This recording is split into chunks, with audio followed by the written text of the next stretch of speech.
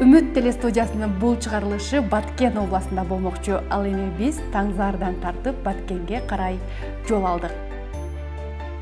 Мына биз Баткен областына кирип келдик. Алдыда бизди Кадамжай районунда, Баткен районунда, негизи эле Баткендин түрдүү айылдарында студенттер күтүп атышат.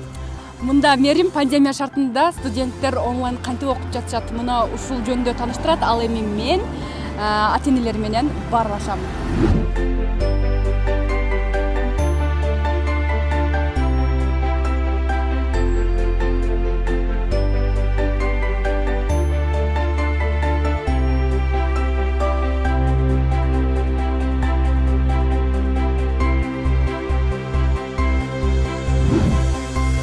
Биз азыр Кадамжай шаарына келдик. Бул жерде ошол Ошмонун бизнес жана менеджмент факультетинин 1-курсунун студенти Майрам бизди күтүп жатат. Мына жүрүңүздөр.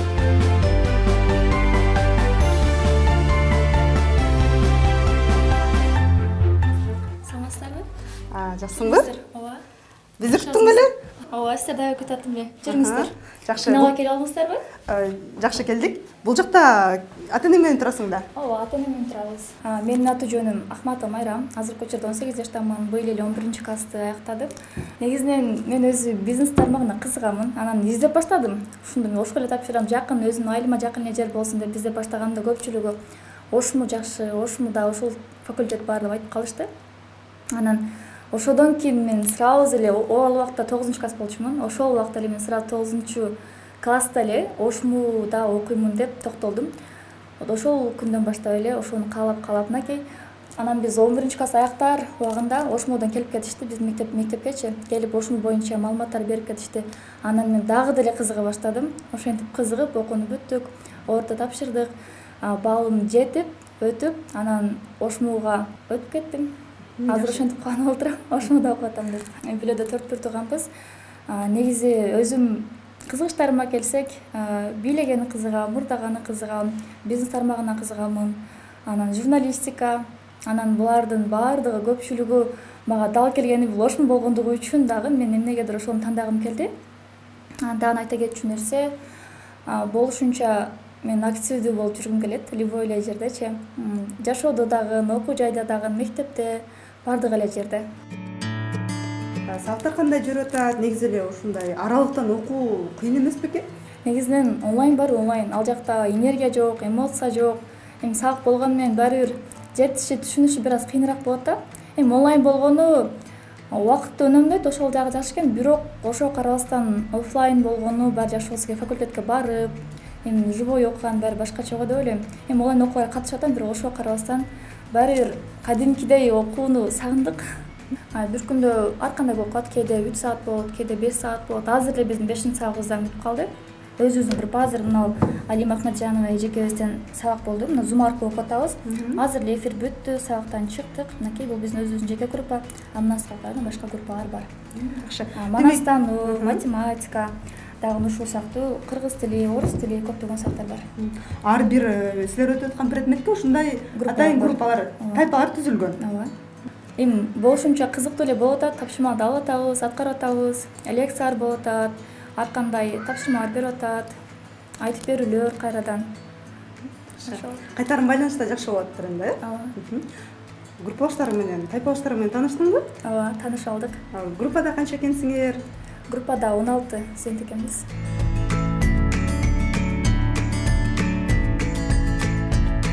Ошол сен бизнес жана башкаруу деген адистикти тандапсың да? Эмне үчүн ушул адистикке токтолдуң?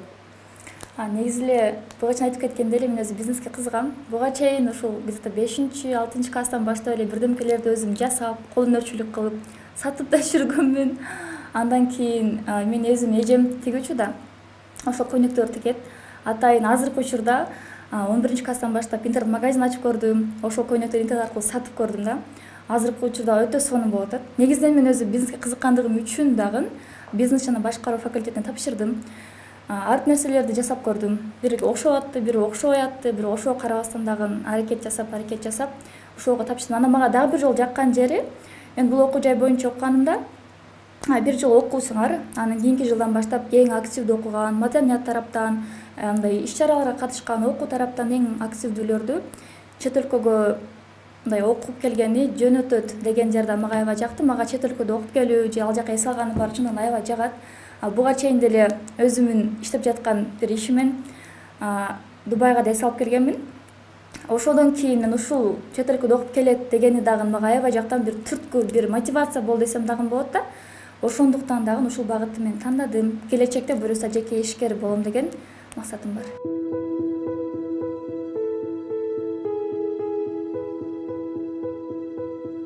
Азыркы учурда Майрамдын апасы бакчада экен. Эже, саламатсызбы? Жакшысызбы? Келгиле. Келдик. Эже, айтсаңыз, өзүңүз жөнүндө, балдарыңыз жөнүндө айтып берсеңиз. Мен өзүм азыркы күндө Мамадимарова Каникей ушул Кадамжай шаарынын тургунумун. Азыркы моментте Кадамжай райондук мамлекеттик архивинде кызматкермин, архивистмин. Мен өзүм дагы ушул Ош мамлекеттик университетинин педагогика факультетин бүтүргөнмүн. Кызым эми бизнес управление багыты боюнча жаккандыктан азыр ушул Ошмуга тапшырды. Окуу боюнча мындан келди, бардык эле элдерге жакса керек. Өзүнүн баласы жанында, күндө көз алдында. Биринчиден квартплат кетпейт экен, продукта кетпейт экен дегендей. Бирок мага жакты. Жакшы үй шартында, өзүмдүн көз алдында окуп атат, сабактарга катышып атат. Менимче эми расход жок. Биринчиден баягы мындай өзүнүн кызыгышы, балдардын жактырышы боюнча онлайн аркылуу дагы эң бир ийгиликтерге жетишсе болот. Азыркы 21-кылым деп коет го, ошол байланыштуу. Любой эле бала өзүнүн кызыгышы боюнча алдыга ийгиликтерге жетишсе болот онлайн аркылуу дагы. Күнүмдүк эле турмушта барып, күндө барып окуган адам эмес, интернет аркылуу дагы окуп, көптөгөн ийгиликтерге жетсе болот. Эже, айтсаңыз, азыр канча балаңыз бар? Менде канчасын окуттуңуз? 3 кыз, 1 уулум бар. Эң чоң кызым 99-жылкы. Ал дагы ошол Ошмуда окуйт, финансы кредит факультетинде. Эми бул кичине кызым дагы Ошмуга БИМге тапшырды азыр. Кудай буйруса, бардык балдарды Ошмуда окутабыз деген үмүттөбүз. Эң жакшы. Эже, бул Ошмуну тандап алганыңыздардын себеби эмнеде? Өзүңүз Ошмуда окуганыңыз үчүнбү? Өзүм Ошмуда окугандыгым үчүнбү, билбеймин, мага Ош жагат да. Ошму деген бул Ош мамлекеттик университети, мен өзүмдүн мээме сиңип калганбы, билбеймин.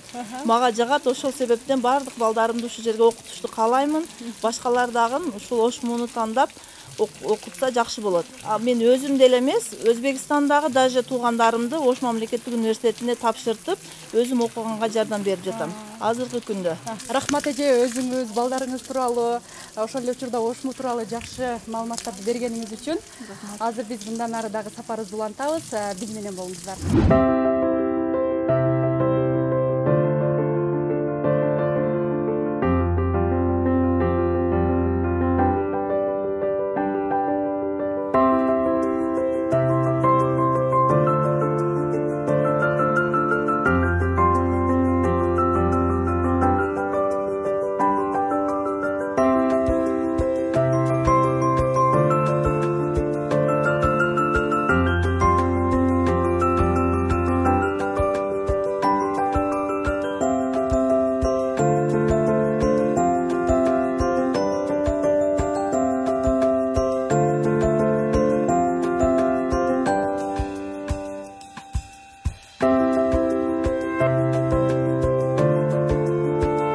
Ошмуда программисттик адистигин аяктап, азыркы учурда мен өзүмдүн айылымда ооруканага келип иштеп атам.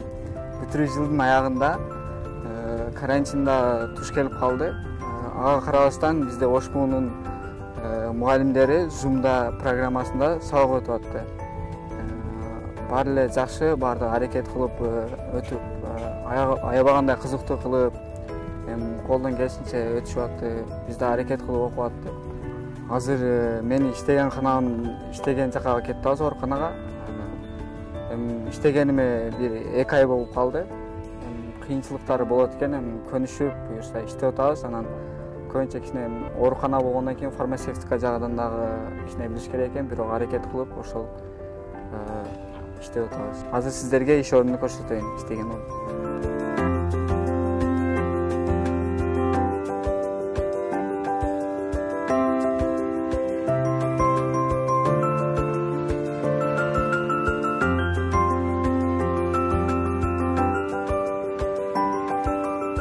Зак менин иш бөлмөм ушул жакта иштерди жасайбыз.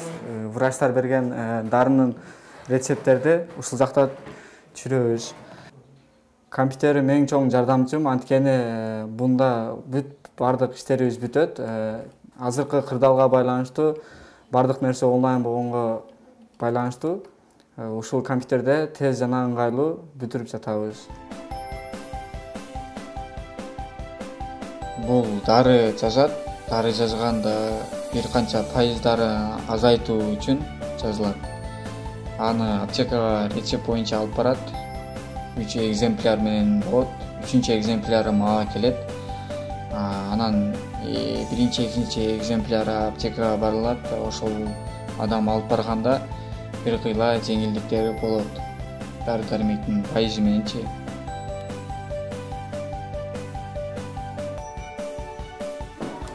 Келиңиz.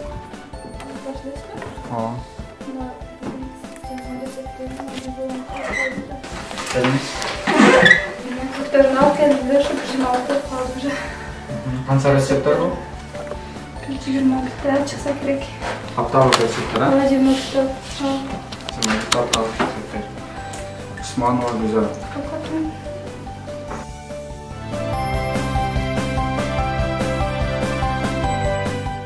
Tört kız, bir oğlum var.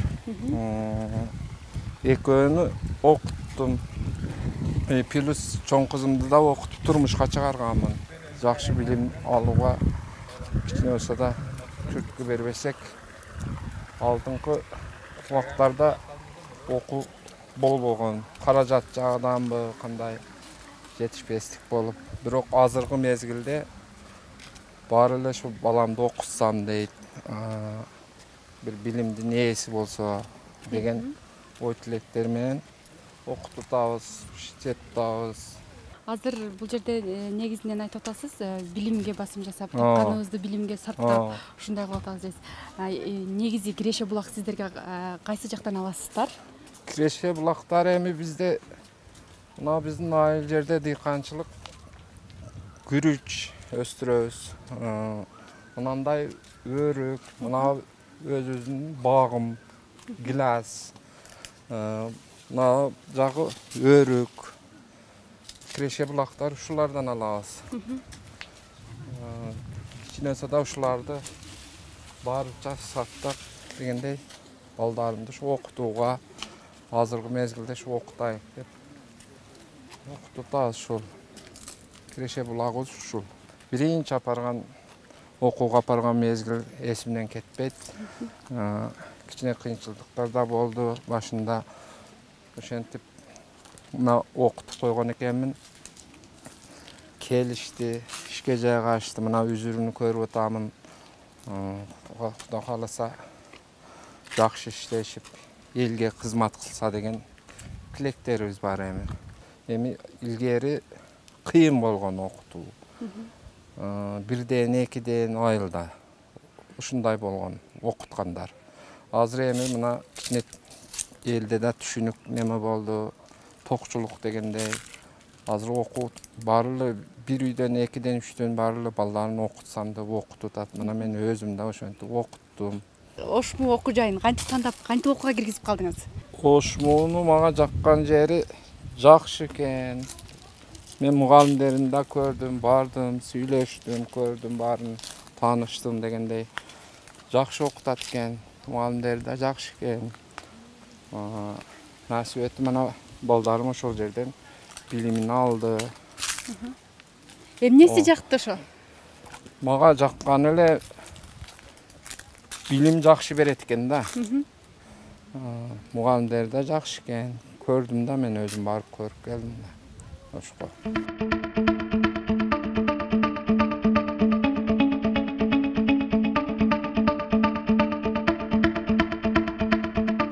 Тешебаева Нуриза, медицина факультетинин 4-курсунун студентимин. Азыркы учурда Баткен шаардык тез жардам бөлүмүндө практика өтүп жатам. 2 жумага келгенбиз, негизи 7-синен 20-сына чейин. Буга чейин деле чыгып келгенбиз, 2 курс, 3-курста да чыкканбыз.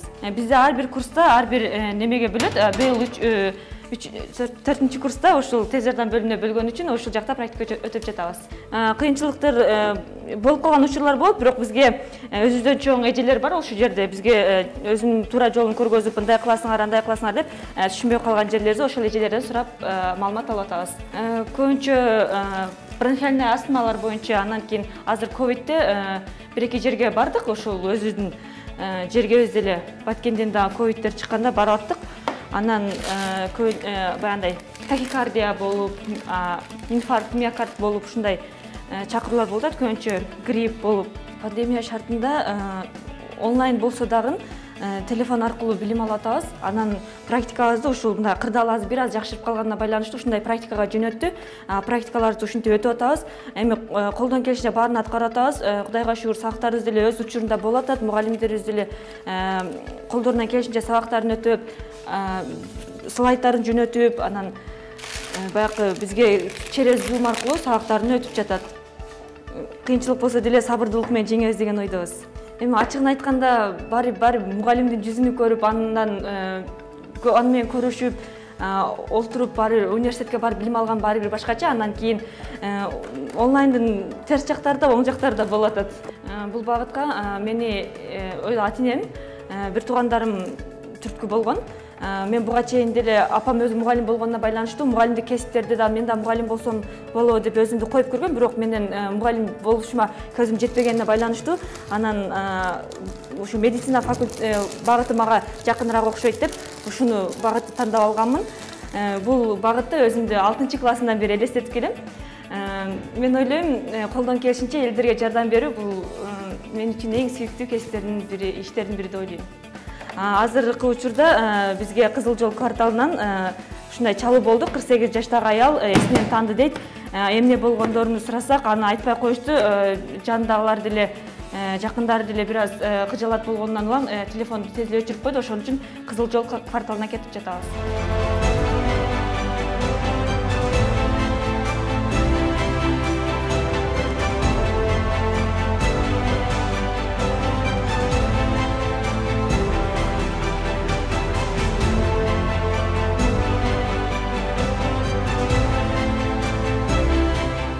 Биз менен барышыңыздарга мүмкүн эмес, анткени азыркы шартка байланыштуу пандемия болуп атат. Сиздердин коопсуздугуңуздар биз үчүн маанилүү. Сиздер менен ушул жерден коштошобуз.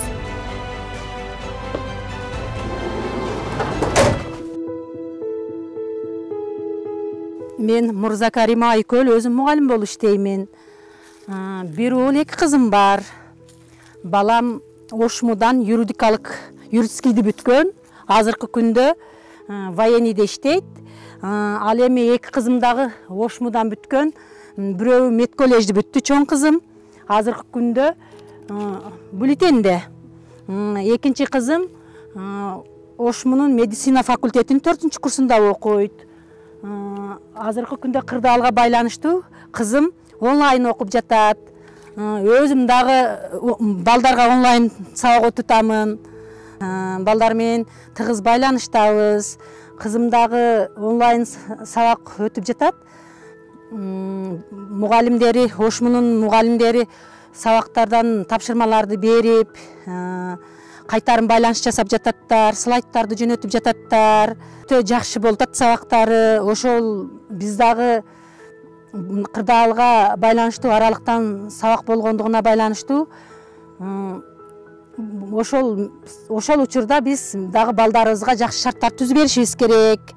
Бошотуп, сабактарын контролдоп турушубуз керек. Жакшы болуп атат сабактар. Анан мен эми балдарга ишенемин, эми кызыма дагы ишенемин, студенттерге, окуучуларга дагы ишенемин. Жакшы ийгиликтерге жетишет деген ойдомун. Жакшы ийгиликтерге жетишип, сабактары жакшы болот деген үмүттөмүн. Кудай буйруса окуу дагы ачылып калар деген үмүттөбүз. Кудай буйруса эми ошо күтүп турабыз.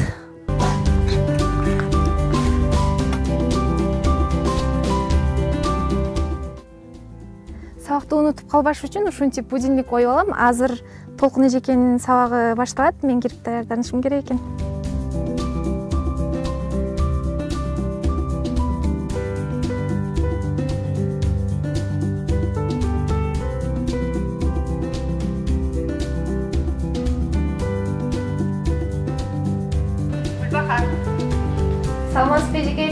кайдан келдиң? Далидөөсү аткарып көрдүңөрбү? 3-түзүүнү. Артык эле. Циркуль карандаш линейка менен сызып көрдүңөрбү?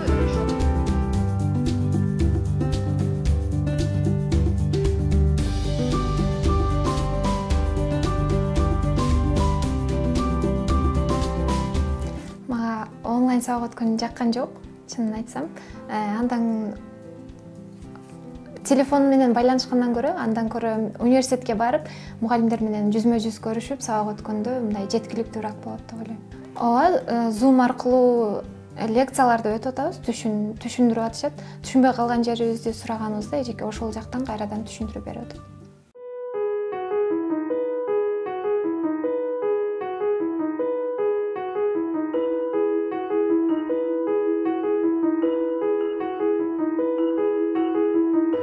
Экөөбүз жашайбыз неберем менен. Саар менен сабак болот. Сабакты даярдап, отуруп бул сабак кылат, анан мен алда отурам. Анан жумуш кылат, чыгып экөөбүз тамак кылып, жеп, ошентип экөөбүз отурабыз да. Ушинтип, акасы немеге барат, ишке барат, ол иштен келет, ого тамак кылат, ошентип сабак кылат, жумуш кылып, ошентип жүрөбүз экөөбүз. Үйдө окуганы жакшы, окуп атат азыр. Ошо неме кылып. Эртең окуп ачылып калса, анан бул кетсе менен үйүмө кетем да. Неберелерим окуп атат, чеберелерим окуп атат. 4 неберем Ошто окуп жатат. Ошто ошентип. Баткенде, Бишкекте окууда, баары окуп жүрөт. Кудайга шүгүр. 10 улум, балдарым бар. Анан неберем 30-тадан ашык. Чеберелерим 20-тадан ашык. Ошондой. Кудайга шүгүр, небере окуйт, чебере окуйт. Ошентип отурабыз да энди. Балдарым баары окууда, иште. Ошентип жүрөбүз. Буга карабыл болуп отурам да энди.